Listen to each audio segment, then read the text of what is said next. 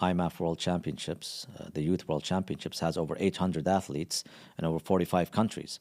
So it's not only developing the ecosystem in the UAE, it's also developing the whole grassroots level in the whole world, because you're bringing all these athletes from all over the world and giving them a platform to compete at such a high level event like this with basically a professional feel. Like the athletes, when they come to the finals, they come in with music, lights, camera, action. I mean, imagine this 12-year-old, 13-year-old coming in and do. Nobody would do it like Abu Dhabi. If you do this event anywhere in the world, I don't think they'll be able to, compare with how Abu Dhabi does it.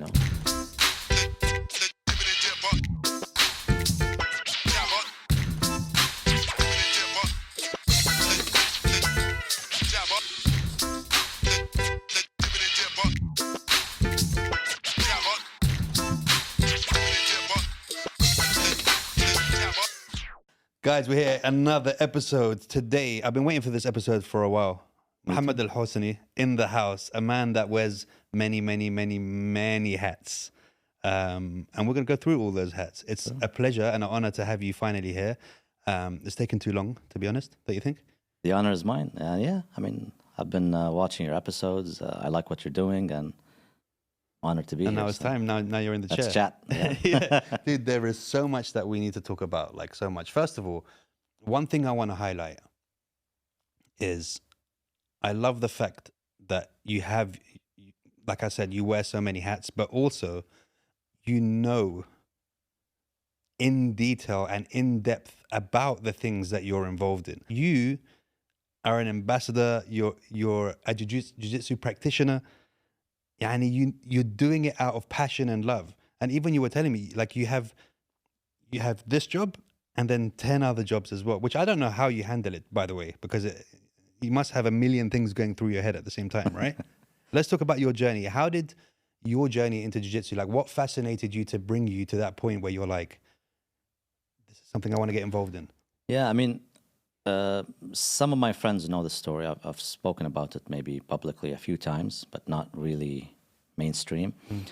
You know how a lot of people, when you speak to them about the UFC and MMA and jiu-jitsu, they all say they came upon the sport when they saw Hoist Gracie in UFC 1, this scrawny little guy beating everyone else. And, in 93, I was too young to watch this stuff live, right? I was a pro wrestling fan most of my life. WWE. Yeah, exactly. WWF back then, right? Yeah. So my fascination with MMA was preceded by my love and passion for pro wrestling. And when we talk about pro wrestling, I'm not just talking about WWF at the time. I'm also talking about Japanese wrestling mostly. And that's where Pancrase, which is an organization that came out of Japan, which certainly had real athletes competing, right? One of the my UFC in the beginning was... one of my very good friends, Baz Rutten, was a killer in Pancrase. He would tell you himself, I'm sure, that in Pancrase there were athletes competing. In the beginning of the UFC, there were no athletes, I mean, rarely, right? They were doing 30-minute rounds. Yeah. And whoever was in UFC 1 who looked like an athlete was the guy from Pancrase, Ken Shamrock, right? Yeah. But going back to how I came upon MMA, I was watching pro wrestling mainly in the 90s, and in 1997, it was the first time that Ken Shamrock came to the WWF. I think he came in as a referee in the beginning for a Bret Hart versus Stone Cold Steve Austin match at WrestleMania. I remember very well. Bret Hart is my favorite wrestler. He's my idol when I was in my childhood. How many times did you have brothers? Yes. How many times did you sit on their back and pull their sharpshooter? Sharpshooter, bro. I've done the sharpshooter many times. And to be honest, I never felt how bad it is until somebody did it for me. What did I do to my brothers? Serious move. Yeah. It hurt the back, because I always thought it was like a leg move, right? Yeah. And then the mechanics was your back. You're literally sitting on their back, grabbing their jaw and lifting it. But do you remember how many times you did that? And when you did that, you literally were pulling as hard as you can and sitting like it was so dangerous. I think you're talking about the crossface, which is the Chris Benoit going and pulling the head. No, right? Wasn't the sharpshooter when you sit on their back And then you pull their neck. No, it's like putting their legs up and then crossing them, putting your right leg in between, and then turning and then sitting on the back with the. I remember, it's like a variation of the scorpion deathlock. And it could be like a Boston crab as well. These type of moves, but yeah, I mean, when he came in, he was marketed as the world's most dangerous man. And then he manhandled Brett after Brett continued, because Stone Cold passed out with the sharpshooter with blood pouring down his face, and then Ken Shamrock just picked up Brett and like suplexed him off like it was nothing. Like it was nothing. And then Brett didn't do anything, and so it kind of hurt me, right? Like, who is this guy trying to? It was the beginning of Brett's heel turn, kind of. But anyways, Dan Severn also came into the WWF at the time. And that opened my eyes. Like, they marketed them as real as it gets, and the world's most dangerous man. So I went to a Blockbuster. I was living in the US at the time. They will never know our trouble and what we went through. Yeah, exactly. You had to go to a store that had VHS tapes at the time. Tapes. Yeah. If you're lucky, somebody hasn't rented it because they have maybe 4 of each, right? Yeah. And then also you get fined for not rewinding the tape after when you're bringing it back, right? Yeah. That's crazy. And, I found it easily because nobody was watching the UFC at the time as much, I guess. I found, funny enough, it wasn't even UFC 1 that I found. It was UFC 7. There was a picture of Tank Abbott on the front. VHS tape. So I took it back home. I watched it. Then I see this guy, fat guy, like a barroom brawler, knocking everyone out, Tank Abbott. And then in the finals, I think he went against Oleg Taktarov. And then by the end of the match, like an oxygen mask was put on, the fighters. Like that was let's say the first, and then I started looking, searching. I saw Ken versus Dan Severn. I kept researching and stuff. And that was pretty much my first intro to. It wasn't even called MMA at the time. It was NHB, like No Holds Barred. So you can say that was the beginning. But maybe I started loving it more and starting to watch it more was maybe the feud between Ken Shamrock and Tito Ortiz, because that's when Ken Shamrock left the WWE and then went back to the UFC and did that whole feud with Tito Ortiz, and that kind of took me towards MMA in the Zuffa era. So this is in America. You were in America at the time. Yes. Okay. Pretty much that's when I started watching. But yeah, I mean, it was mostly my pro wrestling background rather than, and that's where the whole concept of, marketing matches. There needs to be a storyline. 100%. So I understand that aspect of the sport and the UFC does as well. When Zuffa bought the company, why do you think Shamrock and Tito Ortiz was so big? Because of the whole storyline aspect and the beef, the issue between them, and the promos, and then that reflected back to other Chuck Liddell and Randy Couture when they did the Ultimate Fighter, the reality show. All these things are pro wrestling based. It's so important. And Dana would tell you that he learned a lot from pro wrestling. I had Captain Americas on for the episode before you, Eric Albarracin, and he was saying that he looks like a WWE manager. Yeah, exactly. Like Paul Bearer from.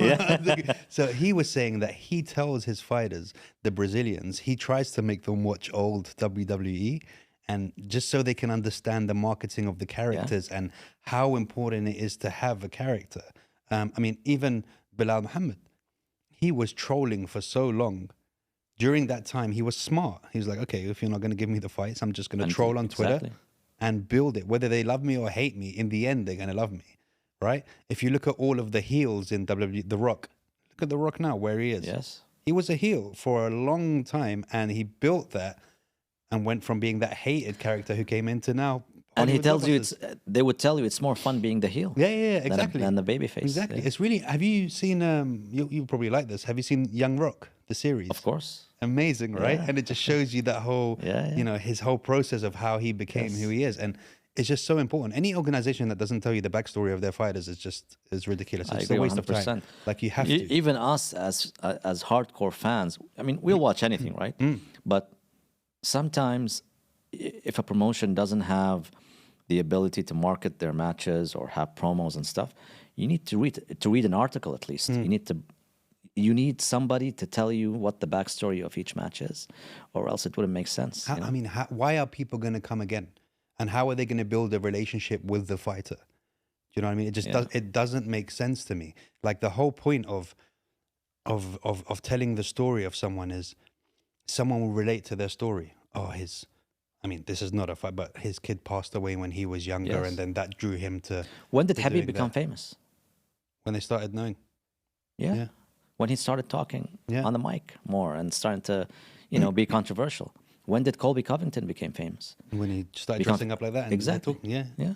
So all these guys, Chael's son maybe started Chael it a little bit. He's the Yeah. G, right? He's the OG. I love Chael. Yeah. Like I purposely think, on purpose, that he pronounces names wrong on purpose till now. Because when Bilal won, he called him Bilal. Did you notice? Yeah. In his last one, before it was Bilhal. Yeah. Bilhal Mohammed, and he gets so many names wrong. And I think he's smart. I think he's doing that so the people in the comments correct him. It builds up the comments, and then through that, like he's smart. There's no way you It's can't. by know a name. design. I think everything he does is by design. I mean, if you look at Chael, I think most of his promos that he does is based on pro wrestling for sure, like Ric Flair.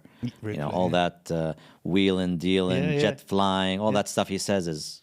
I mean, is Conor pretty and much, all that guy and all those guys, they got it from Chael. He was the original where he made the blueprint of how to act and how to get there.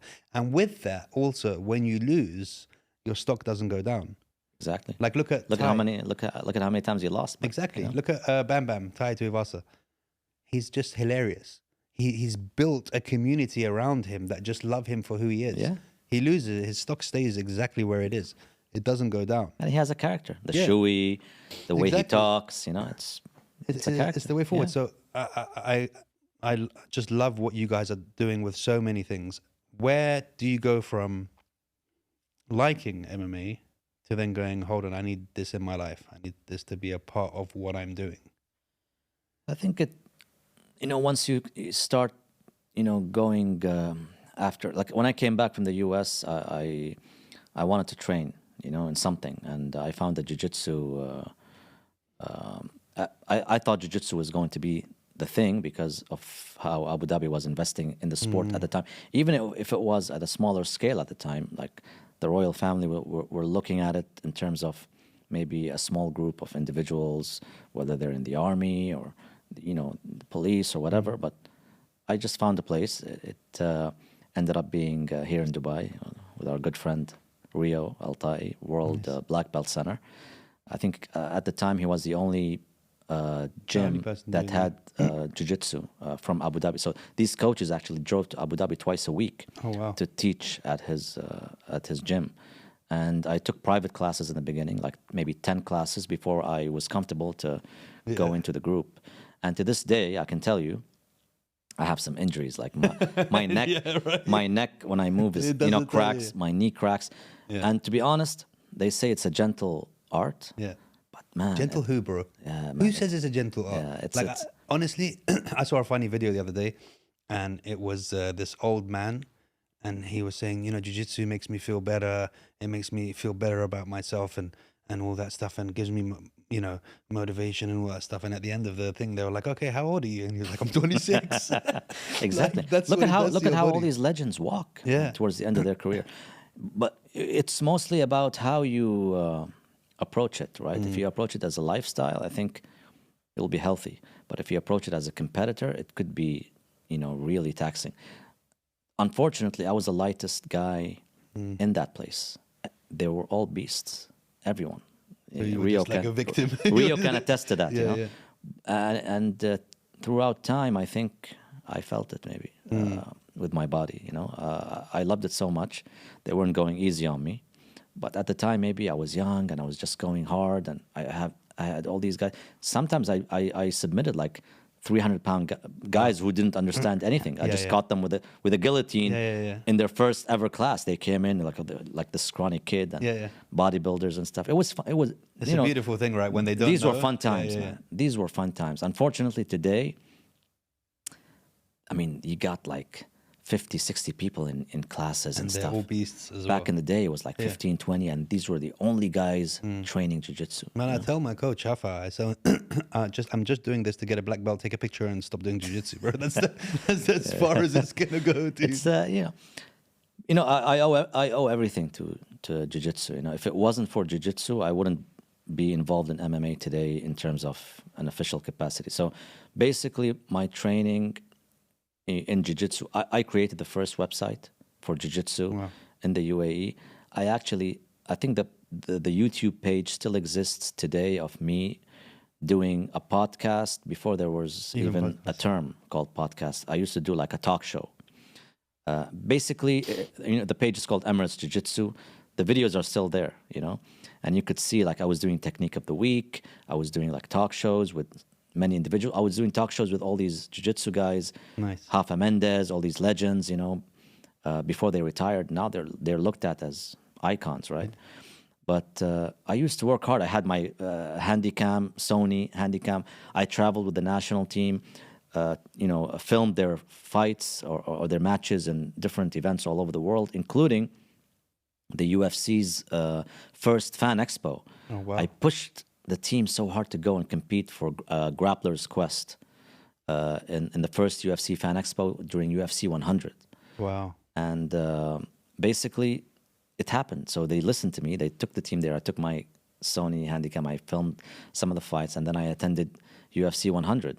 And funny enough, there's a video also, there where Dana White was doing like a speech or a Q&A, and I asked him a question. I was like, hey, I'm from Abu Dhabi. I'm here with a team.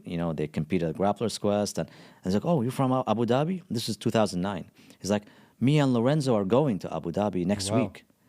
And then this was like the first, comment about the UFC going to Abu Dhabi and perhaps doing something. And then the whole news came out with, Flash Entertainment buying 10% of the UFC. And then UFC 112 happens in April, right? With Anderson Silva and Damian Maia. So when that event happens, like maybe a month before that, they were looking for commentators. So who was doing commentary on jiu-jitsu at the time? Or anything, for that matter, right? So they looked at me with hardly any experience doing commentaries. Certainly not from zero to UFC, right? You need to pay your dues to get there. But because... But you were paying your dues. There was no one else doing it then. But I was just doing it for 1 year. I was my first, experience with commentary was 2009 for the World Pro Championship. So... it happened. I certainly would never rewatch that event with my voice or my performance because it's a completely different. It's a completely different person today. My voice was not there. I was excited and I was not used to the situation. But I think the UFC. I think I did well as time went on. And then you haven't watched it. I cringe when I watch it. Now. I think I never rewatch any of. But it's good to watch the beginnings because even this podcast, I watch a few. Like I went back and I watched like episode 1, 2, 3, and I was like, I can't believe how bad it was. Yeah. And it's nice to see where you've grown, where you learn these little tricks and stuff. Maybe someday I'll rewatch it, but I never rewatch any of the stuff I do. Never. The only time I did was to check maybe the subtitles for the podcasts I used to do before. And it took a lot of time out of me, so I don't usually do that, but yeah, this is in a nutshell how I ended up, this was all, when you say pay your dues, this was all done on the side. I wasn't getting anything out of it. I got my first contract from the UFC for that event. So to me, I was like, I was being paid to do something I love, right? And that's where the whole Mo Rogan thing came out with Ariel Helwani. I don't know if it was Ariel Helwani or somebody else. There was something called the MMA Underground back in the day, which is a forum that a lot of fighters and even Dana White was like, they look over that forum. And I think somebody mentioned, Mo Rogan or Mohammed Rogan, and they put like a picture of me and they just replaced my face with Joe Rogan's face. Then Joe Rogan replied, ha, very funny or something like that. Nice. Like that was the beginning of it. But yeah, how many years later? Like 14 plus years later, I was cage side for this last UFC fight night. Wait, let's go back a little bit. Fight Island. Oh man, Let's talk about that a little best bit, because experience ever. that it was a funny one, because it was during COVID. Yeah, And again, proud of the UAE for always coming through as they do.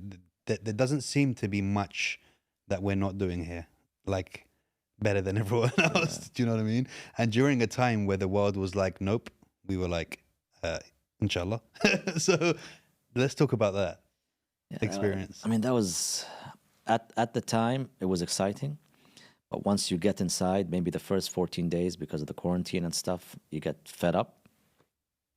But now when you look back on it, you're like, man, that was one of the best times of my life, you know? So we go in there, we didn't expect anything. We were asked to film so many episodes, like I think 4 shows, 4 shows, and then 2 live shows once the events start, right? So I was expecting 3 days in quarantine or something like that. We end up being 14 days inside the rooms. Wow. And quarantining inside the rooms 14 days before even the athletes, the UFC fighters come in. Even came in, yeah. Yeah. So that was terrible, you know. But once we left the room, we had a limited time to kind of film multiple episodes per day. Before, yeah. So we had to film like maybe 4 episodes per day. You know, so it can air on time. And then we were like racing against the clock, you know, always filming these episodes, but at the same time doing the live ones as well. But you know, in hindsight, it was one of the greatest experiences ever, because when the whole world was just shut down, no sports, nothing to watch, you had the best fights going on. You know, like and the cards were crazy, right? the first main event was Kamaru Usman and Yeah. Jorge Masvidal. Look at that, you know. It's crazy. You know, the funniest thing is watching those fights without the crowd, hearing every punch land and every kick. It's a whole different experience. Like it was quite scary, actually. Like when you hear those punches hitting, like remember Ferguson versus Gaethje. Yeah, man. Audio wise, Yeah, that didn't sound that was nice in Florida. at all. That was in Florida, I think, before they even came in. Yeah. But that was It's crazy how much the crowd kind of silences that kind of stuff that's there, you know, right? even I mean, if you go back and look at the cards now, Hamzat made his debut on those cards. Tom Aspinall, Dricus du Plessis, he's a champion now on fight nights. All these guys showed up on fight nights at the time. So look at where they were and look at them now. You know, All of them. it's crazy how things developed between that time and today. But it was a great experience. You know, a lot of guys to this day, I think, if you talk to them, they'll tell you the same thing. You know, whether it's mostly the staff, I would say, more than the fighters, maybe.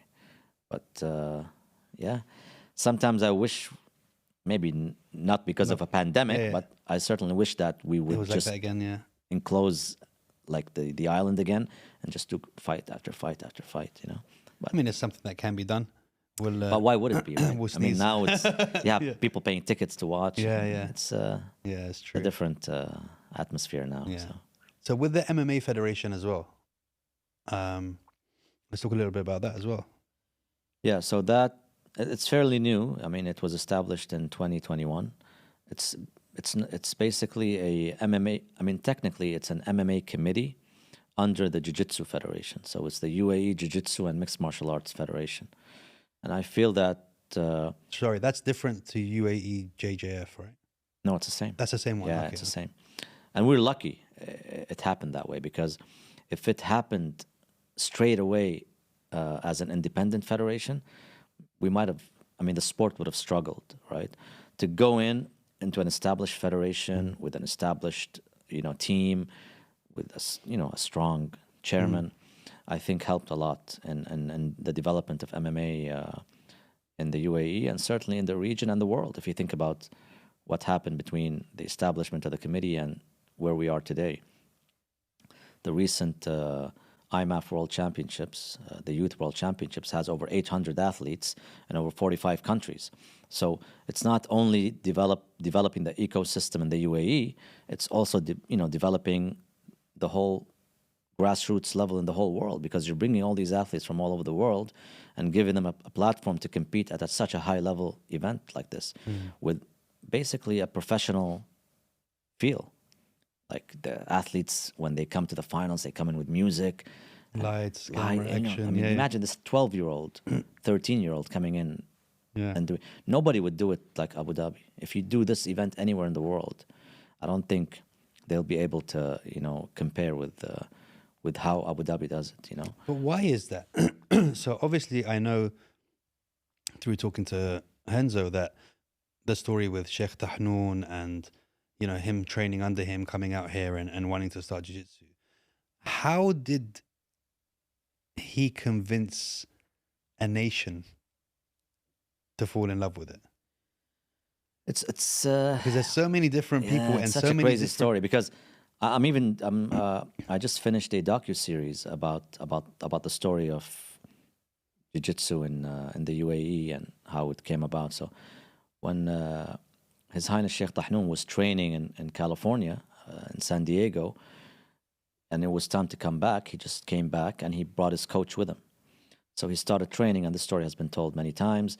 At the time, nobody knew who he was when he was training there. They called him Ben, and they thought maybe one of the guys with him was the sheikh, and he was like an assistant or something. But at the end, they knew who he was, and he came back, and he brought the coach with him, and he started training, let's say, his close confidants, maybe, and a bunch of kids that they picked up, around the UAE. And if you follow jiu-jitsu closely, you'll see many of those kids became world champions. Faisal Kitbi is one of them. His face is like, he's like the UAE JJ icon. He's a legend. If there's a Hall of Fame for UAE Jiu-Jitsu, Faisal Kitbi would be on there. So he started with these guys, with these kids, right? Maybe 30, 40 kids. And then he mentioned that the plan was to increase the number of kids doing this. And, and then he had to influence his brothers as well, like Sheikh Mohammed and That's what I Sheikh mean. Hazza. How did he make them all for? I mean, if anyone trains jiu-jitsu, he's going to love it, right? Because it's like... At least for the first couple of months before you really start getting hurt. but you find out that you can spar hard and not get knocked out. So that in and of itself is something, enticing for an individual to train in. So, His Highness, the president, started, training, and then he had his kids train. And with time, there's a famous interview in 2009 where a Chinese news channel asked him, why jiu-jitsu? Because he was there for the World Professional Jiu-Jitsu Championship, which, by the way, I have a funny story to tell. I was on commentary duties at the time, and Abu Dhabi TV had a play-by-play guy with us, right? We were the analysts, me and Ammar, and then we had a play-by-play guy. So he's like, so what's up with this event? Who's coming? It's like, I think Sheikh Mohammed bin Zayed is gonna come to this event. And he looked at me, he's like, because the arena's like half empty or something at the time, the tennis stadium in Abu Dhabi, and he kind of brushed it off. He's like, oh, these guys, like, and then as time went on, he shows up. Wow. And that presence gave credence and legitimacy to the sport right off the bat. 200 athletes at the time. Now, if you look at the numbers now, it's like nowhere close. We're talking 200 athletes in a tennis stadium, and he shows up and he gives credibility to that sport right off the bat just by coming there for 30 minutes, 1 hour. And he gave an interview to a Chinese outlet, and they mentioned why jiu-jitsu is like, because, I had my sons train in jiu-jitsu, and I saw how it affected them. And the way it affected them positively, is why I want to, expose it to my from the nation, to my children. Basically, that's what he says, like to the nation. And that was a story of why he introduced it to the school system and slowly, to the army, to the police force, but most importantly, the schools, because So he it is saw in the the benefit. curriculum now. Of course, But why not in Dubai? I think some schools in Dubai, government schools, not Just private. the government Some schools. government schools, yeah, because I mean, the government schools Yeah. are mandated to do it, but the private schools. I think it should be depends on- everywhere. Yeah, I agree. I agree because I mean, to be honest, martial arts in general, right? Like for me, like There's a thin line there. I mean, judo, wrestling, yeah. jiu-jitsu. We have to you be- start these kids Yeah. that way, and then as they get older, maybe you introduce MMA and Yeah, but there's kickboxing, there's Muay some Thai. things like, look, I've got nothing against karate, and karate at the highest level is great. But the kid outside my house that I saw doing a kata with a black belt on, who was 8 years old, it wouldn't stand a chance against me. All right, like, don't be giving out belts like it's Yeah. candy. Like But you know that's the what? thing about jiu-jitsu Karate is that I back love. now with Karate combat and stuff. Yeah. not only karate combat, but with Cobra Kai. Cobra Kai, yeah, The show. it's back, yeah. It kind of Yeah, it's bringing it back. Yeah, But I this mean- is the thing, though. This is what I love about jiu-jitsu. You want a black belt? I'll see you in 10 years, Habibi. Like, you need to unless you're like a phenom. literally earn your stripes. Yeah. Like, there's a couple of people, BJ Penn and these guys who got it in 5 Mika years. Galvao and Yeah, all these but- new guys. Yeah, Surely they did, either they done a lot of other martial arts or they are just, like you said, phenoms. yeah. Yeah, it's crazy. But yeah, I mean, you can tell, like, going back to MMA, you can tell that background in jiu-jitsu, because we have maybe 40 kids competing at the IMAF World Championships, and we had in even the previous editions. Where do these kids come from, you think? From jiu-jitsu. That's why when I say we're lucky that we were included in the Jiu-Jitsu Federation, being included in the Jiu-Jitsu Federation gave us the ability to tap into the talent pool in the Jiu-Jitsu Federation. If we were in a separate federation, do you think they would have shared Yeah, their exactly. athletes? Maybe not, right? Yeah. Politically. Yeah. But because we had the same chairman and he had the same vision for both sports, and the way he thinks is very systematic. I think he's a black belt himself. He loves MMA. So it was easy to get these guys to transition to MMA, especially with the rule set that youth MMA is being done. There are no headshots. So it's easy to, convince families to have their kids compete because no headshots, right? So I guess everything fell into place. And ultimately, this whole vision of having these world champions in MMA and Jiu-Jitsu, it all comes back to Sheikh Tahnoun training in San Diego, California at the time, coming back, introducing it to his brothers, introducing it to his close aides, and then introducing it to the wider group. It's just spreading and spreading and spreading out. Yeah. It's a fascinating story. I don't think it's being told enough or in the right way. And hopefully sure. when I get approval to release that docuseries, So it's done already? it's done. I mean, I need to present it and get approval for a lot of the stories in that series to come out. Nice. If you need a narrator, just let me know. I have a very good British voice. I think that it should happen. You know how they have Emiratization? Yeah. They should have Jibberization. Like, I should be involved in everything that goes on. You know what? with It's all kind of these missing things. a Right. We did a good job with telling the story without a narrator, but I think it would there you enhance go. it if there was a narrator. There you too. go. See, English, Arab as well. I could speak both languages in it as well. What was I going to ask about? Yeah, ADXC, matchmaking. Yeah. Is one of your things that you do there, right? Your official. More recently, yeah. I mean, I'm a committee member with the ADXC team, but I also do some matchmaking. And out of all the jobs that we mentioned so far, Yeah. probably the hardest. This is not even all of them, by the way. What we've mentioned so far is just It's probably the hardest. hors d'oeuvres. Yeah. I thought commentary, because I pride myself. I don't say I'm the best. I'll never say I'm the best, but I pride myself in saying I'm the hardest worker. Like, I have a work ethic. When I have commentary duties, I lose 2 days of my week just What preparing. makes a good commentator? Preparation. preparation. And obviously, when you do it in the Arabic language, you need the vocab. So difficult, dude. Yeah, it's hard. Someone was telling me, "Oh, you should do Arabic commentary." I was like, "Yeah, Habibi, my Arabic is literally Khaliji mixed with Lebanese, mixed with Armenian, mixed with Egyptian." But you know what? Like, It's yours is proper like Captain Majid لا, style. لا, It's you know, like, it's لماذا هذا؟ لا, لا, it's not actually. Yeah. It wouldn't. We had Amir Al-Bazi do the fight night with us. Did it work? The fight night commentary with us, and his accent is Iraqi, like Yeah, but full he's of- also a fighter who knows. But like I said, so I was born in Abu Dhabi, and then flew to England when I was 5. Mother and father originally Lebanese. My father passed away when I was 2. Mother remarried when I was 11 or something to an Egyptian. So دلوقتي لو كلامك مصري كلامك مصري خالص يعني مش هتعرف اقول لك انا من محدين ابو العز الدقي يعني that's I have that mixed with لبناني شو يا على- خي and I mix it. I But don't you have, know how to at switch. least you have the different. What else do you know other than Egyptian? لبناني أكيد. لبناني و عراقي. عراقي شوي Emirati from what I've learned. But the thing is, because Arabic is your mother tongue, you know how to stay in it. I'll just drift between all these 7 things without having a straight one. Do you know Have you what I tried mean? it? Huh? No.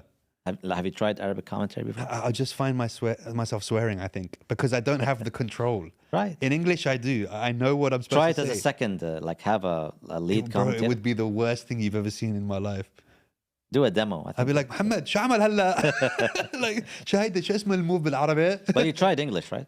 No, not even English. You didn't do English? I'd like to do English because it's something that you know, like you said, it's a passion of mine. I'm Yeah. heavily involved in that world and all that stuff. So English is something that I would want to do. Just Arabic, I don't think I could hold my own. And I'm It's saying tough, that you know. out of I respect appreciate- that I wouldn't want to do it bad. No, I respect that you say that because a lot of people, contrary to what you just said, they think they can do it. And they've been given the chance to do it. And then they found out how hard it is, you know. Let's make it go viral. Drop some names, bro. Yeah, they found out how hard it is, Yeah. you know. Like and then when it was all said and done, they're like, I respect what you guys do because you know, Arabic commentary gets a lot of flack, unfortunately, online. But there's not many here, right? Yeah, I mean, not many, but I mean, even the with regulars. even it's with the regulars, there are a lot of people that badmouth Arabic commentary or say these guys don't understand anything or they're annoying or whatever. That's fine. It gets a lot of flack. You know what Why I do you think it does get a lot of flack? I think it's more personal than just Arabic. And another thing is, like for me, I understand English very well, so I don't need to listen to Arabic commentary. I'll listen to English. I was introduced to the UFC with English commentary with Joe Rogan. Yeah. Why would I switch to somebody else? Yeah. I respect the guys that look at it that way.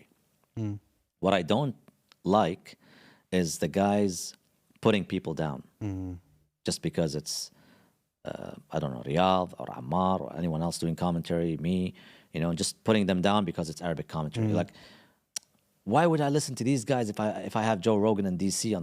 I mean, you don't have to be mean like that. You know what I mean? 100%. But that's social media for you. Yeah, you yeah. know?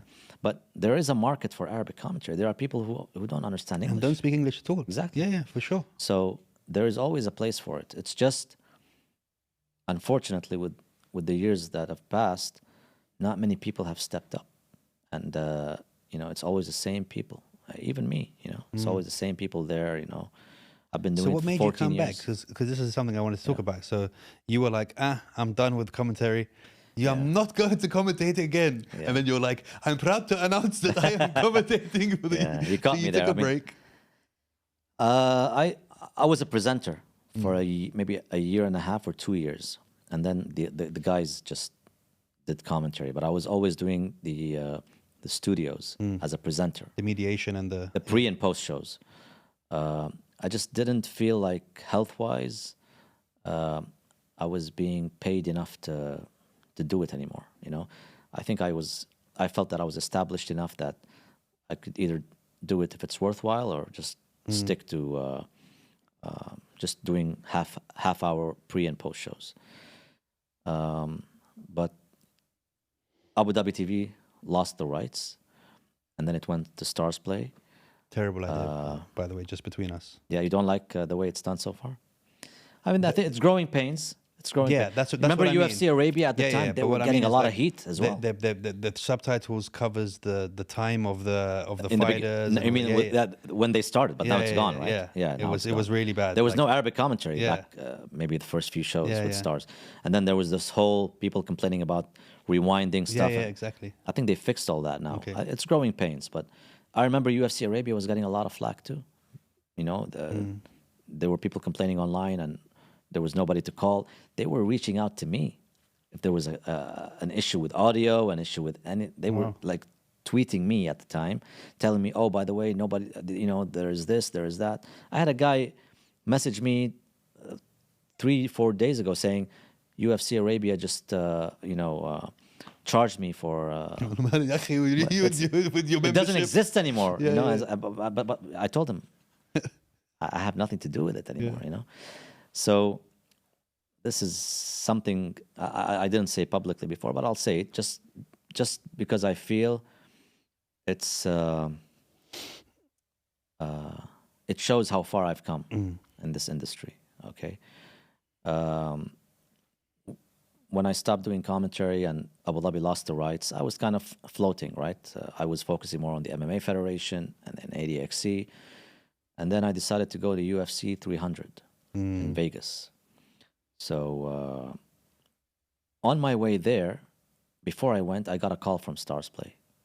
Just a chit chat and stuff. Even before that, even before going to UFC 300, I was approached by the PFL. Okay. And they were doing PFL MENA. And they wanted like Arabic commentary, and they wanted a face for their product for PFL MENA. I respect these guys, you know. I have nothing bad to say about them. They gave me a contract that nobody did at the time. Certainly not Abu Dhabi TV or anyone else before that. Orbit Showtime Network, anyone.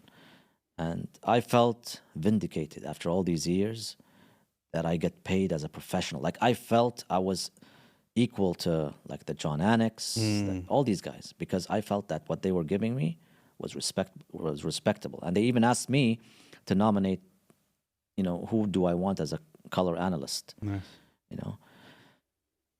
You know, as a trivia question, I even filmed some promos for them, and my face was on these promos. They actually posted one before I even signed the contract, and I told them respectfully to please remove it because I got a call My from... bank account does not say anything right now, my friend. No, not even that, because the UFC Stars Play approached me as well, and I told them about the situation, right? You were And like, let me just send you a number on a contract.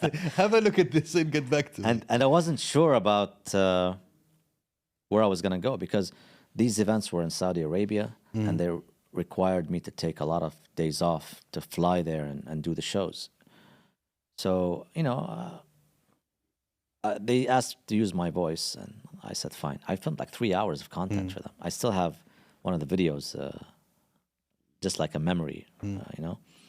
But I flew to the US, to UFC 300, and then the UFC approached me. They're like, oh, we heard you're coming to Vegas. I'm like, yeah. I was in DC en route. Like, I was staying there for a few days. So when I flew, they said, somebody wants to meet you from the UFC when you come into Vegas.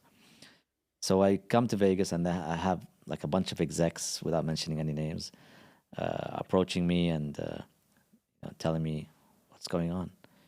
You've been with us since 2010, and now you're joining, you know. So they've heard, they've heard. Took a sniff of somebody, they've heard. And I'm sure Stars Play kind of mentioned it to them. So they convinced me to... That's a lovely way to say it. They convinced me. They convinced me to... Convince spelled C-O-O-O-O-O-O-N.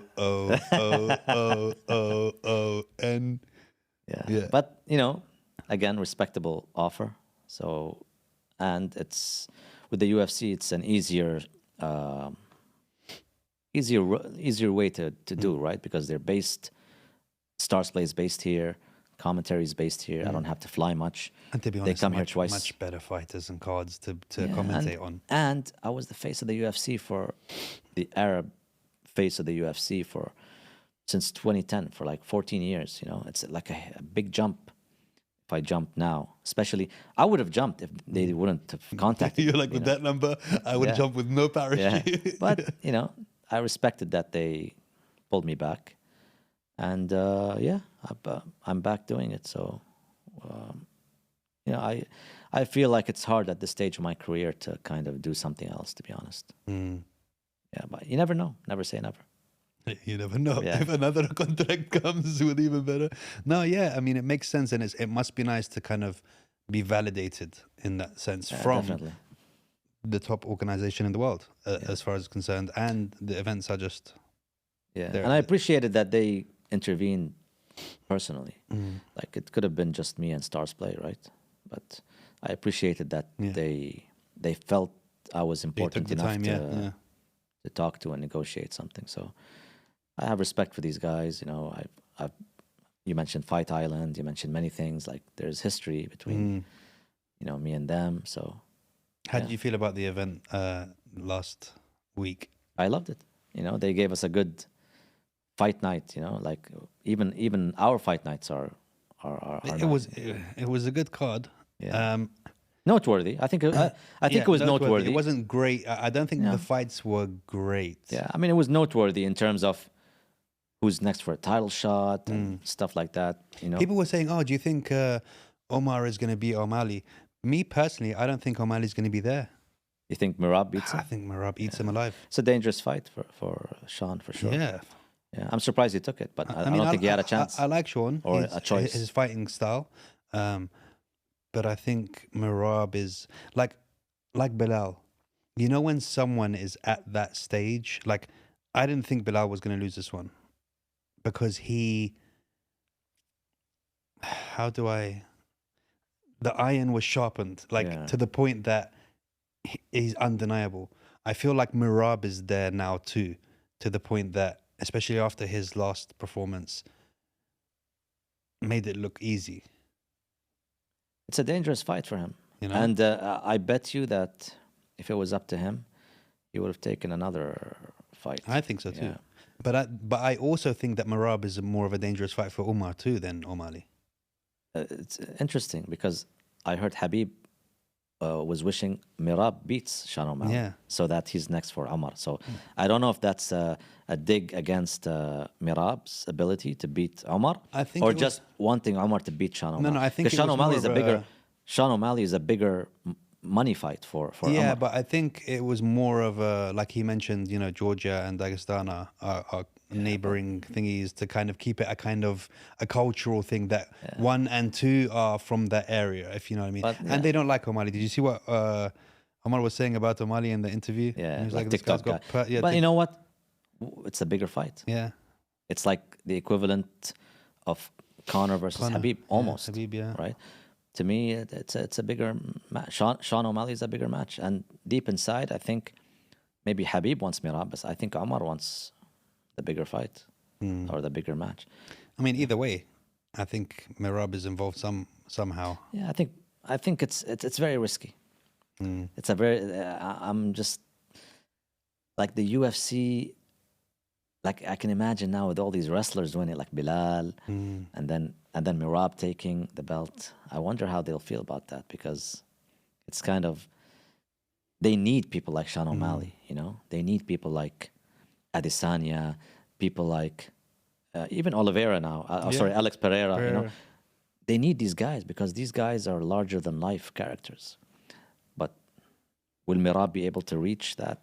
I mean, Merab's a funny guy, dude. I don't know if you follow saw him him on recently. Instagram, dude, I saw him recently. But he is a funny guy. But you know, he was one of those O'Malley guys lookalike that he purchased. Like he literally bought a guy. You know what? He's like one of these him. guys that kind of understands how to play the game now. He was like one of these guys that doesn't talk much. But now all of a sudden they pushed him towards the TikTok and social media stuff. October card. I know, finally. But I mean, that's a card. Yeah.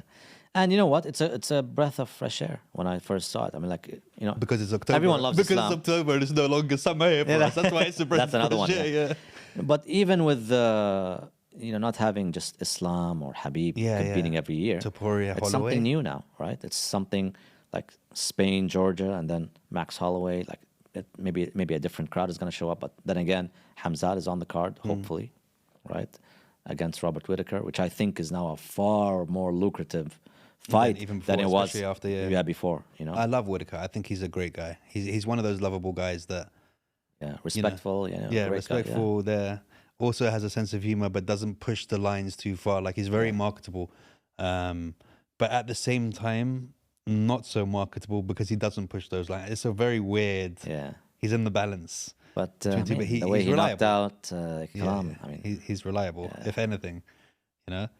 he's always in good fights, I think. Which fight are you most looking forward to in the immediate future? And also, actually, let me just go back. Do you think Pereira will go up and fight for that? I'm not a fan. I'm not a fan of this jumping up too soon. But he's winning. Yeah, but I mean, you need to clean up the division first. Like John Jones, when he went up to heavyweight, he cleaned up the division. Right? I know, but I mean, even Conor, you could imagine argue, he won all four. Maybe not. But he beat Jose Aldo. But what I was so. Now let's talk about that. Yeah. I was so. I mean, I like Conor, but I was so disappointed for Aldo. Like personally, in my heart, because I think people forgot who Jose Aldo was. Yeah. And how long he went. Literally running that whole class. Exactly. I didn't want it to go out like that's that. Why that's why this sport is unforgiving. Yeah, combat sports in general are unforgiving, especially if you look but at did you not boxing. feel bad for him? Like that was. I mean, you could see the sadness in his face. That's not how he wanted it to go down. But the mind games got to him. That's peak Conor. You don't think he deserved the immediate rematch? Being who he is. Yeah, of course. But the way he lost was so like devastating that, I mean, if it was a decision loss or something, he'll get the rematch immediately. But that knockout was. It was too quick. I think it was more luck than anything. But just after all that hype. Yeah. And like the humiliation. Aldo's a legend, though. He's still. I mean, look at him. He just came back and won a fight after like a gap, right? He still got it.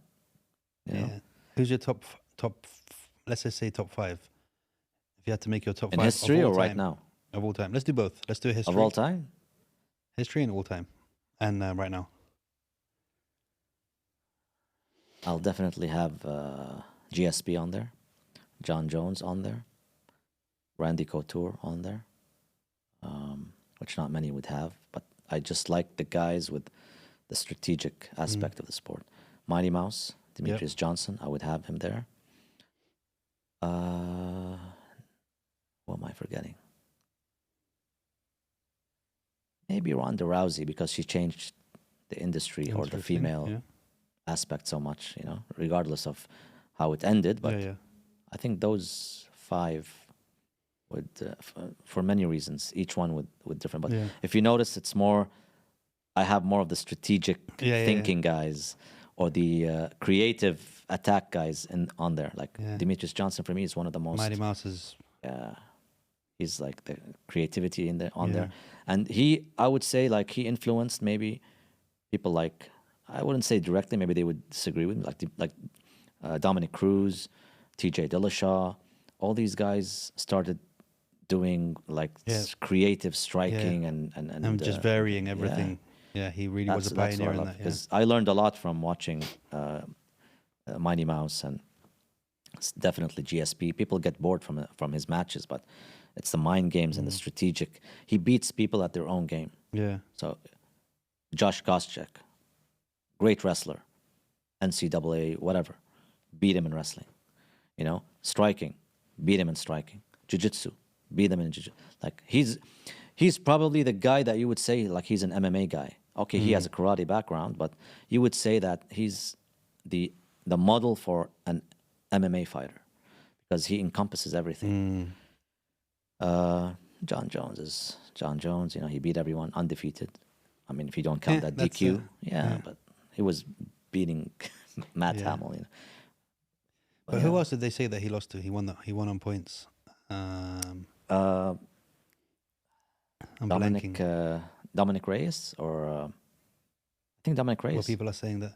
I don't agree with this whole Dana saying, I've been working on scratching that because the 12 to 6 are coming in now. Yeah. Well, no, it was illegal then. Then yeah, So keep it as it was. You can't scratch someone's. I think he record. wanted him to retire with a He zero. loves John Jones. Just dude. like Floyd You can just see Mayweather. it. He's one of the only fighters that when you see Dana talking about him, his eyes light He up. gets angry. Do you see that video of him getting angry with a pound for pound? Yeah. He's like number 3. Yeah. He's upset about that. Yeah, but he's got his things. All right, what about now? now, Islam. Do you believe he's more complete than Khabib, as Javier says? Yes, I think so. I've seen him tested against tough guys, more, and he's on the way to beating more big names than Habib did, probably, Okay. if he continues going, and he could possibly win a second belt if that's still on his mind, right? But Bilal No, he kind of can't. ruined that. Yeah, exactly. He even said that himself. Yeah. It's like, Bilal ruined it for me. I like Alex Pereira just because of that. Like, I think I started loving him when he got that low blow and he just pushed the. Yeah. That for me was like hardcore, badass. Yeah. Like this guy he's And great. getting the knockout after doing that as well. It wasn't just doing that and carrying on, but, doing that, saying that mindset to me, and his whole thing, his entrances. Yeah. It's like an aura around him, right? I mean, He's the boogeyman. yeah, and he reached where he reached so fast. A lot of people say there was a bit of favoritism and he got the easy way, but I mean, It's- you say he's it's delivering, easy, right? The fighters he's been fighting hasn't been easy. who else do we have?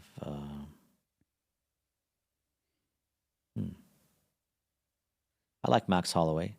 I was at UFC 300, one of probably the best knockout I've ever seen in my life. To do that, That must have been crazy to watch in real life. I filmed it by accident. I was just like, hey, you know what? Let me last 30 seconds, tick, and it happens. It's Crazy. like insanity. Yeah. Like I've attended many UFC shows, but nothing Like that. comes close to that.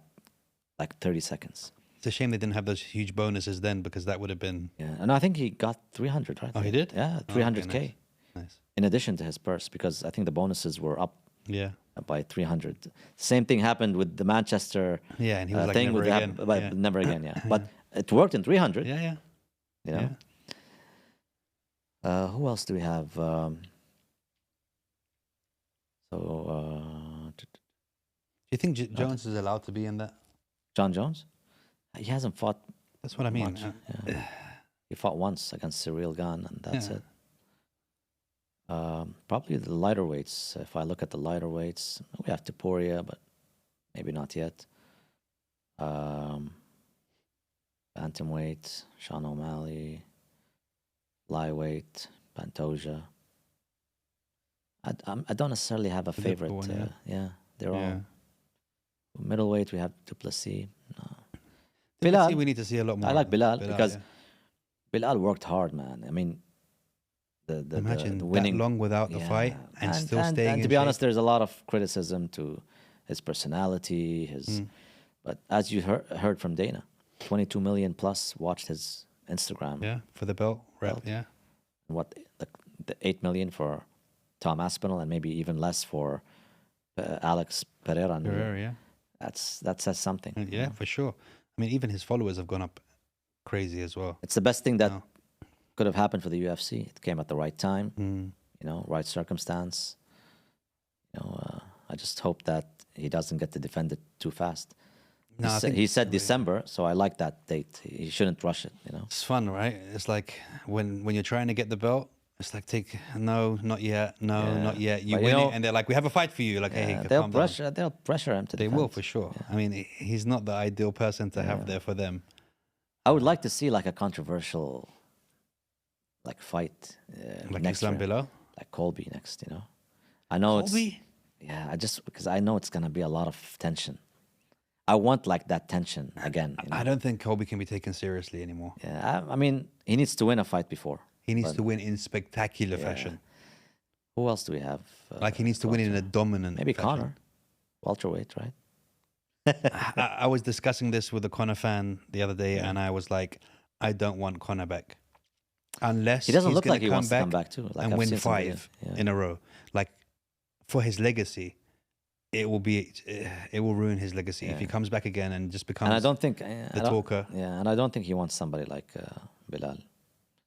I see like him playing around with Chandler, and then he called up Max Holloway like recently. So Yeah.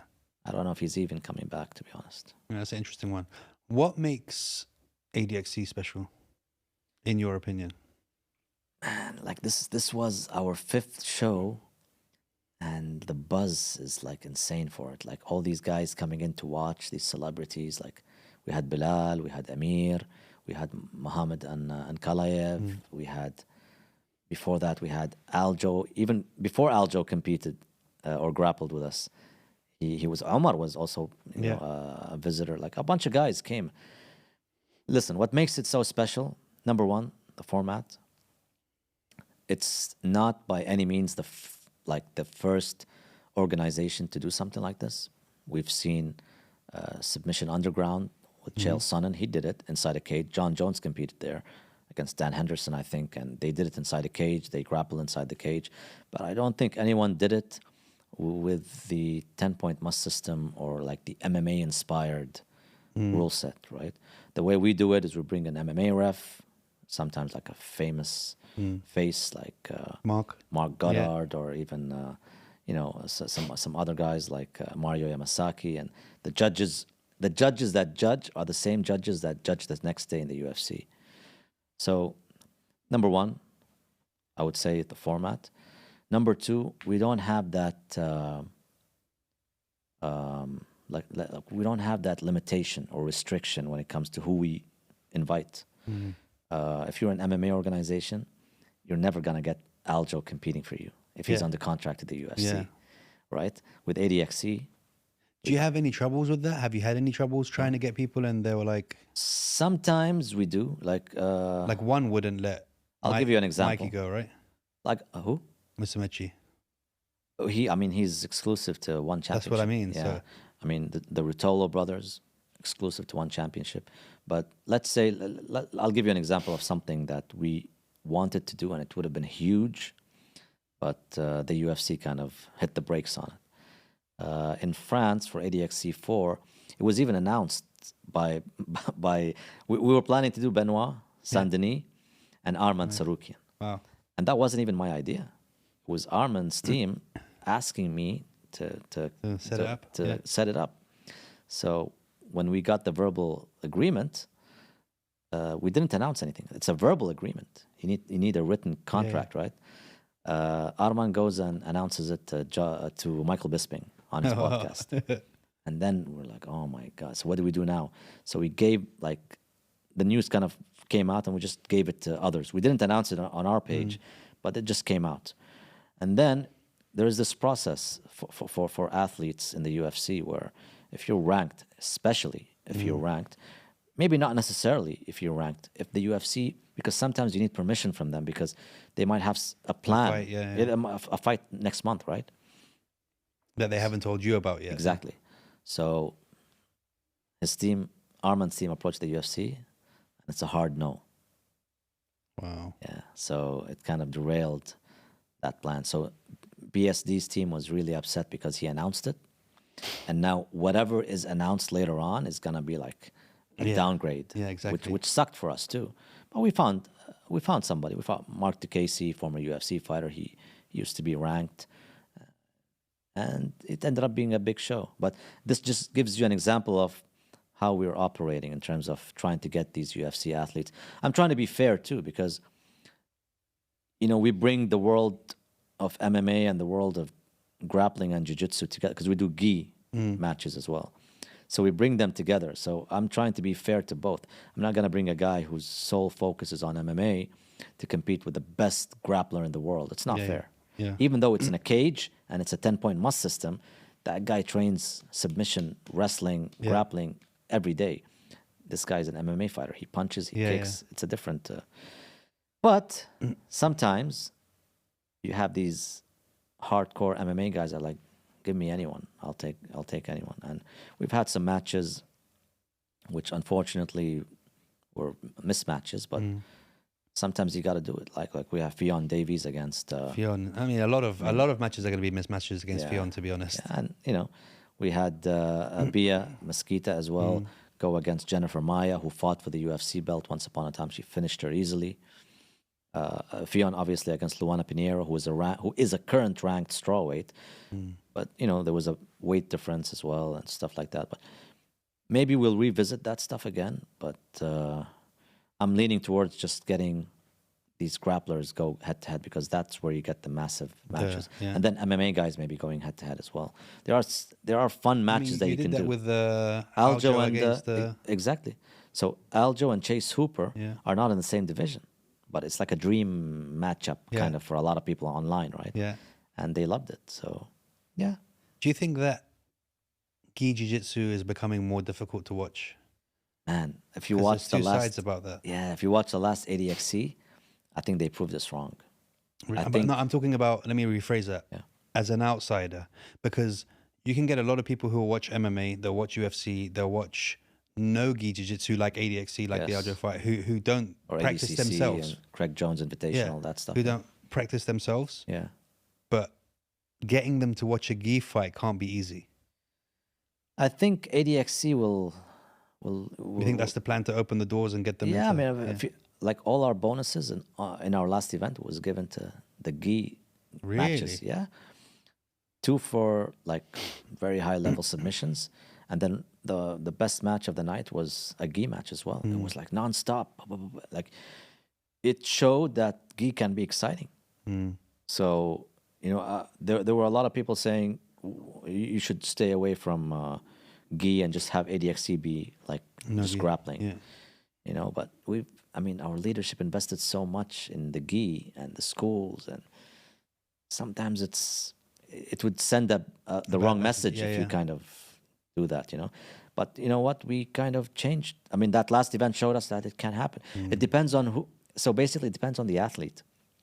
If you come in with a negative or a stalling game, then you'll bore everyone. But if you come in with an exciting... How do you stop that from happening? The rule set. The format. Our format. People know that if they come in and they give us a snooze fest, they're not going to get invited again.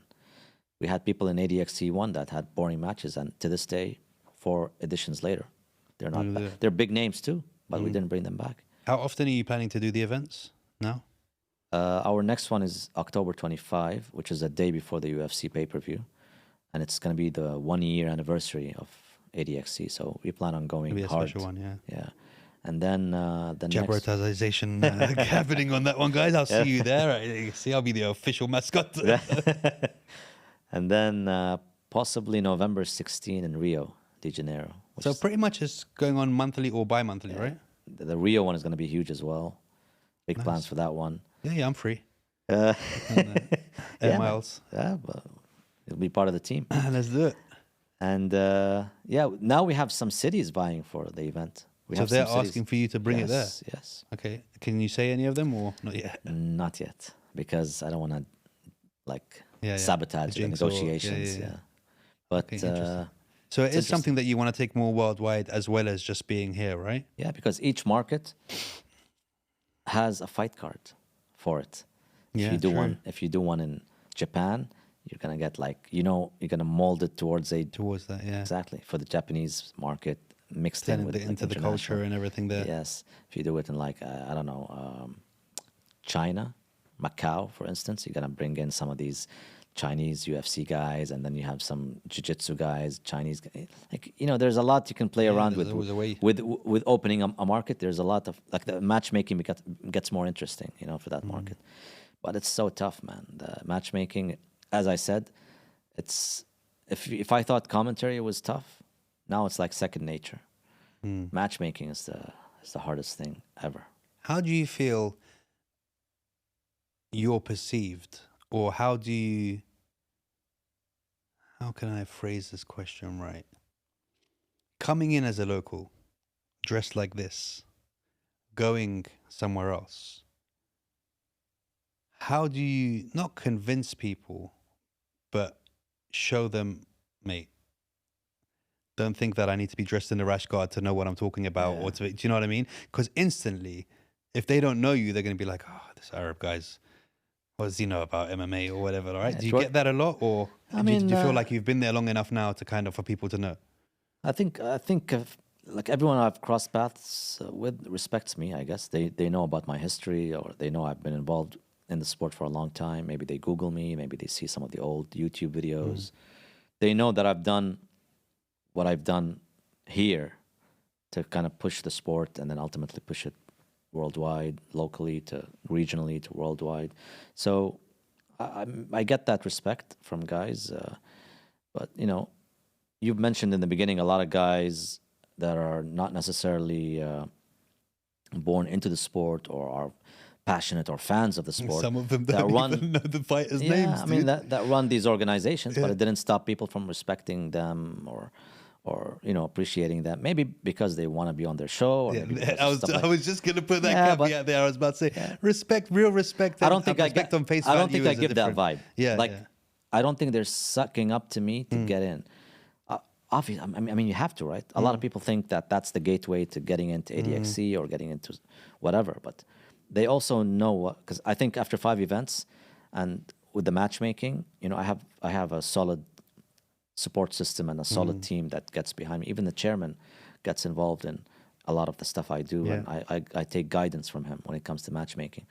But I think after 5 events, they've respected that this guy knows what he's doing. Yeah. Nice.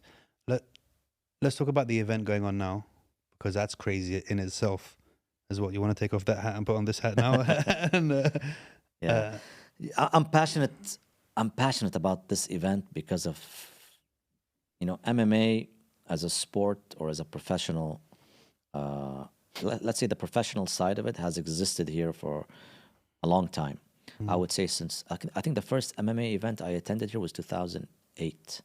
It's an event in Dubai called Fight Selector. if you look at how the country visually has changed since 2008, it's crazy to think about. It was just a random event called Fight Selector. Yeah. And I just went, like MMA in UAE, and I went, and I think they just paraded the athletes in the middle of the ring, and then they said, you know, from your phone, you get to do the matchmaking. Who do you want to face who? And they're all the same division. It was like a concept. Yeah. I think it was a Russian organization or something. And then we kind of put the fighters against each other. They just did a poll? Yeah. Wow. And that was the first event I attended here, like an MMA event. And then some others came out, like Abu Dhabi Fighting Championship, ADFC, and then Tam Khan did Dubai Fighting Championship, and like a bunch of others came out. But that was all pro, right? There was nothing going on at the grassroots level. You know, if you look at, and I'm sorry to say this, like, what's the best athlete or MMA fighter we have in this country? Like, what is our peak? Mohammed Yahya, maybe. He's the best we have. He was built on a different system. There was no amateur pathway for him. I think he did some semi-amateur events. It was very quick for DFC, like something like maybe 2 fights and then boom, pro, Desert Force or somewhere. His pathway was like the old school way, but he's the best we have. His record is great. Prior to going into the UFC, his record was great, but he's training here for the past for his entire career, right? So what's the ceiling for training here? You know, we're not being known today as a country that is that has a training camp level country that you get all the. Sometimes it's hard to find sparring partners here that can take you to the next level. So I think what he needed is for him to go out and go to an established team like in MMA and then get 20 guys, same division, just hardcore sparring. Yeah. He didn't get that, you know. All due respect to every single team in the UAE. You know, they did their best. They're doing everything they can for the sport, and I respect that. But sometimes the athlete needs to take things into his own hands and just, اجتهد مثل ما نقول. When the federation was established in 2021, the first thing we did, and of course with the directions of the chairman, His Excellency Abdul Man'am Al Hashmi, and His Excellency Mohammed bin Dalmouch. The idea was forget about the senior and junior. Like senior over 21, junior under 21, forget about that. Let's focus on the youth. Grassroots, yeah, bring it back. Under 18, under 16, under 14. We learned about the International MMA Federation and the rule set they have for these kids, which restricts headshots, right?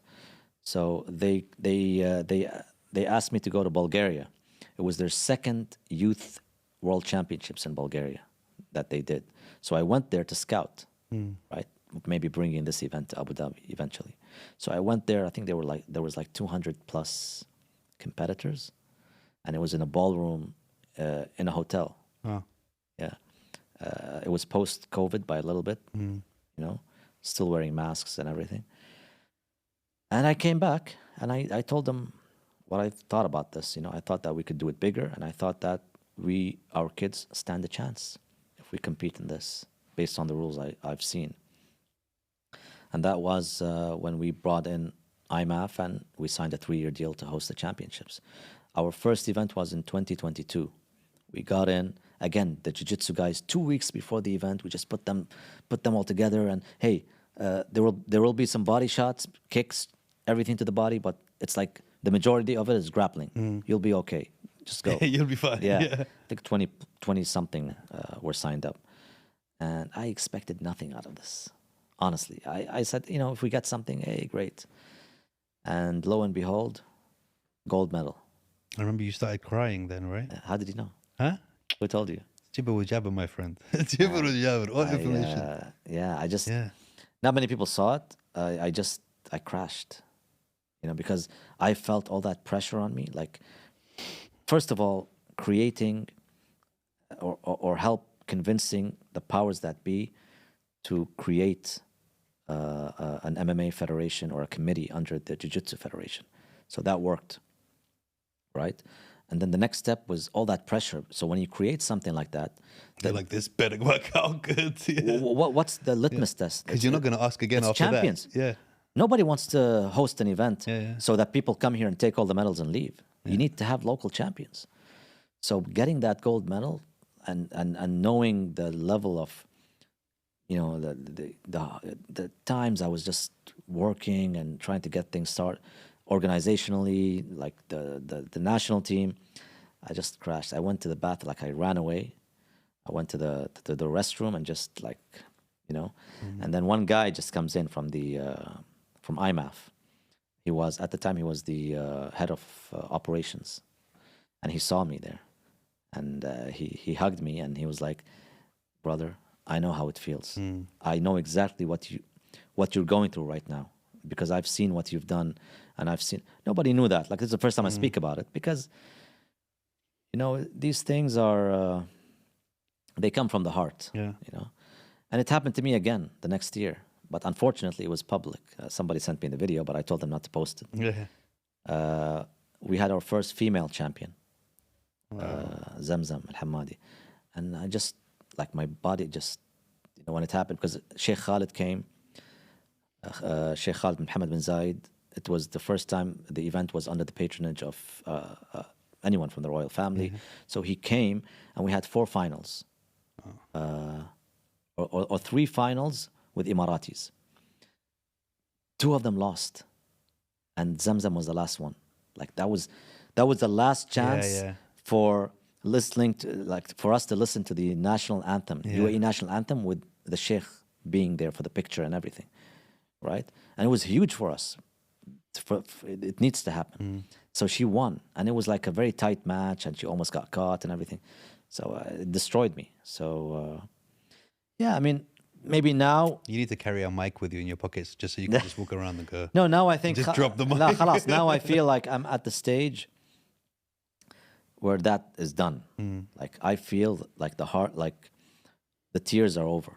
You know, now it's just pride and happiness at where we are today. You know, last year we were number 4 in the world, and it was our second ever, you know, world championship, and we were number 4. And if you think per capita, we're probably maybe the best. Yeah. Because Ukraine and USA and Tajikistan were above us, and they had a bigger team.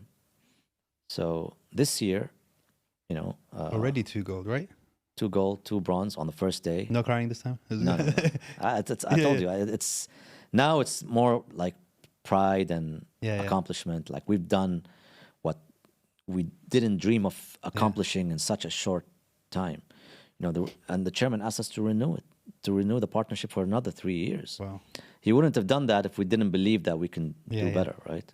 And with each year, there's better and better. Now we have like over 800. I was telling you 200 in Bulgaria in 2021.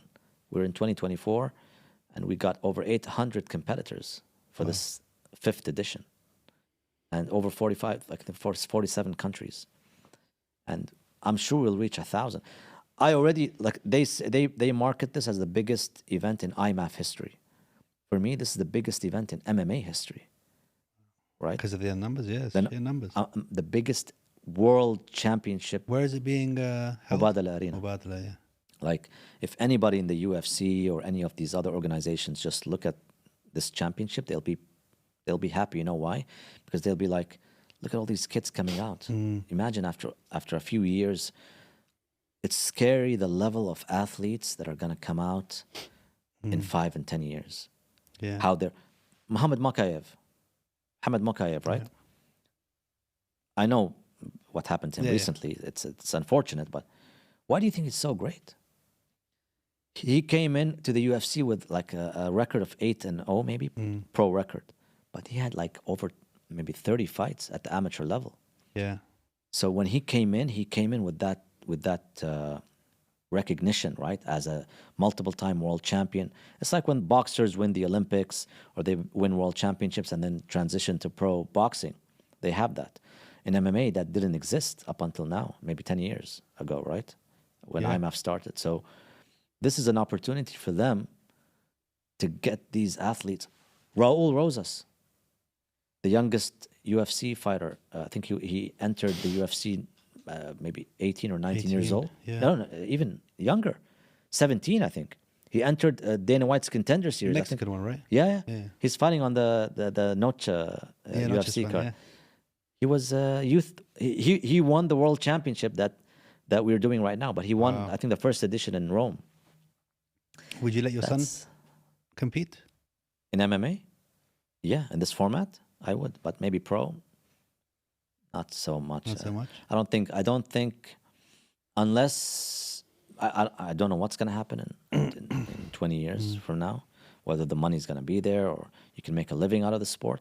But right now, it's not worth it. If he's anything like you, he'll be doing 15 things at the same time. He'll be fine. There's nothing to worry about, dude. Yeah, but you know what? Just to look at you. These sports are not for everyone. Yeah. You know, right now the kids. Oops. Oh. That's okay. That's okay. Yeah. It was the wrong belt that fell, but when don't worry. When you're live, anything can happen, exactly. Right? So basically, with this rule set, up until you're 18, there are no headshots, right? When you turn 18, it's up to you if you want to continue doing it or not. Yeah. Out of these 50 athletes that are competing for the UAE, for instance, okay, if I get 5 to 10 that transition to pro MMA, that's good enough for me. Yeah, hey, if I get 5, it's good enough for me. And the ages now for this amateur is what, starting at? So today, while this episode is shot, the first day is 12 and 13-year-olds. And then the next 2 days is 14, 15-year-olds. And then the last 2 days is 16, 17-year-olds. So 12 is the youngest. You're not going to go any younger than that? I mean, it depends on the International Federation. I would love to have a Youth D because they have like ABC. Youth D would be 10, 11. I'll bring the twins, bro. They're only 7 now, but you know I have Rotolos, right? Start them. I have my own Rotolos. Oh, great. Let's do it. Let's do it. They're 7. Let's do it. I mean, 10, 11 would make sense. It's all right. Give them some time. Though. Yeah, exactly. So you I'll build just them give up. you some time to get some bonus money going up and stuff. And I mean, imagine being a world champion that young in MMA. I was having this conversation, and it's a very dangerous line. I'm very, very, very super hands-on with my children. I completely cut the way I was raised. I broke the cycle of and hitting and stuff. I don't hear that. It's pure love and education and talking and staying calm and everything. For them to be the best at anything when it comes to sports, I have to lose my relationship with them. Do you know what I mean? Yeah. To be the father's plan, Khabib, when they win, they'll understand. But I still lost their childhood. Yeah. And I don't think I'm willing to sacrifice this 13, 14, 15, 16, 17, 18, 19, 20, 21 for them to win when they're 22. I don't think I can do it. I don't think I can sacrifice that relationship between them and give them that memory. Yeah, they'll understand when they're older and they'll be like, okay, now I get why Baba was like that to us. But I don't want to do that. But what would you rather for them to do during this time? I'd rather them do what they love. And so you mean you don't want to force them to do anything? Not just force them. It's just, I'm going to tell them, if you want me to support you in whatever they choose, as in if they come at me and say, I want to be a footballer, or I am going to say to them, this is not going to be a pretty picture. For you to get to the level that you think you can get to, our relationship is going to change. Yeah. Do I want that to happen? I don't think so. Would you be willing to have that Khabib's dad plan? No, not that. that. Michael Jordan's dad, No, kind not of that, that Beyonce's dad, the tennis player Serena Williams. You know their relationships. Yeah. In the end, they became the best of their time. But I'm sure that they lost everything when it comes to. But most of these stories are born out of necessity, right? Getting out of, a poor upbringing or getting out of something, right? When you live under harsh conditions, or you don't have the life that you think you would be able to get, sometimes you get that motivation, not even from you, like your family pushes you to go. So basically they use their kids as projects. I mean, to be honest, it's getting there. Have you seen the school fees out here, bro? It's getting there, bro. Necessity is coming quick, bro. Most of these movies, right? What is it called? King Richard? Yeah, with Serena and her sister, their father was pushing them hard to go and do this, right? For a better life for them as well, not for the kids only. Most of these stories, let's say Charles Oliveira, out of the favela, the big time. All these stories, Mike Tyson, everything. The thing is, I'm talking about the UAE here. What's the tough upbringing that you're trying to get your kids out of? The government gives us a lot of good, gives you, my friend, not me. Not me. I'm talking about the UAE, right? So they since Sheikh Zayed, Allah yarhamah, I mean, he treated his people as his children, right? Because he was trying to build a nation, and by building that nation, he needed to make sure that the family values are fortified, and that's by giving health insurance, housing, stuff like that, to make sure that bond stays intact.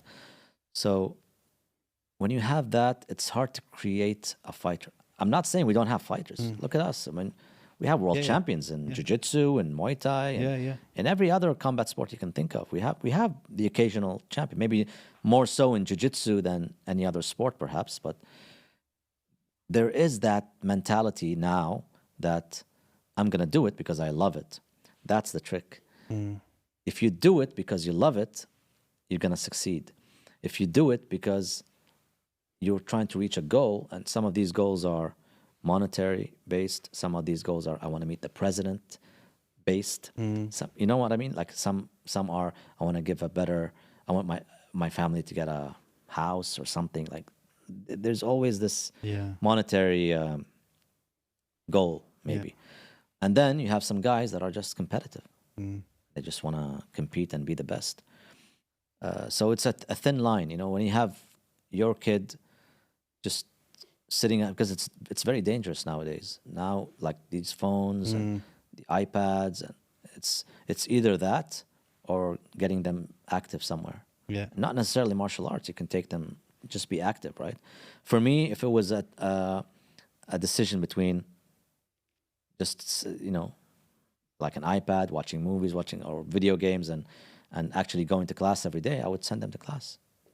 You know, No, for sure. Yeah, me too, 100%. basketball. Which is why I it doesn't want have them to be do sports what I and all love. that stuff. I'm not gonna force them to be a jiu-jitsu. Like part of me, like deep inside, wants to I'm create a going to force jiu-jitsu them champion. to do, I'm going to force them to do jiu-jitsu. Yeah. I mean, I have forced them to do jiu-jitsu, not because I want them to become a champion or anything, just for the, like you were saying before, the discipline and the respect and the knowing how to, because, it's quite funny. Most of the most dangerous men in the world that I've met are the nicest guys. And why are they the nicest guys?